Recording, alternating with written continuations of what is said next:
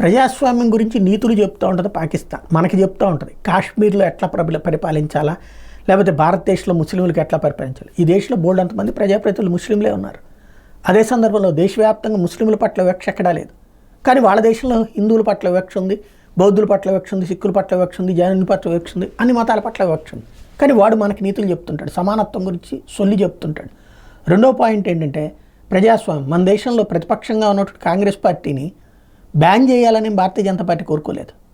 అలాగే భారతీయ జనతా పార్టీని బ్యాన్ చేయాలని కాంగ్రెస్ పార్టీ కోరుకోలేదు. కోరుకున్నా ఇక్కడ కోర్టులు ఒప్పుకో. కానీ పాకిస్తాన్లో ప్రజాస్వామ్యం ఎట్లాంటిది అంటే ప్రజల చేత ఎరికైనటువంటి ఇమ్రాన్ ఖాన్ని జైల్లో పడేశారు.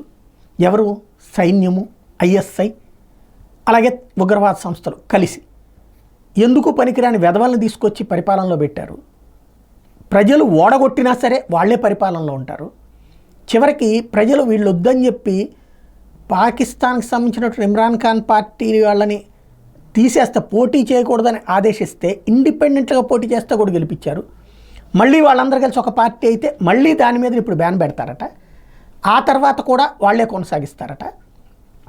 ఓవరాల్గా అంటే పేరుకి ఎన్నికలు జరుగుతుంటాయి ప్రపంచానికి చెప్పుకోవడానికి, అంతకుమించి ఎందుకు పనికిరాని దేశం కేవలం తీవ్రవాదుల చేతుల్లో, సైన్యం చేతుల్లో, ఐఎస్ఐ అనేటువంటి ఉగ్రవాదుల్ని ప్రోత్సహించే నిఘా వర్గాల చేతుల్లో నడుస్తుంది ఆ దేశం అనేది మరోసారి స్పష్టమవుతుంది.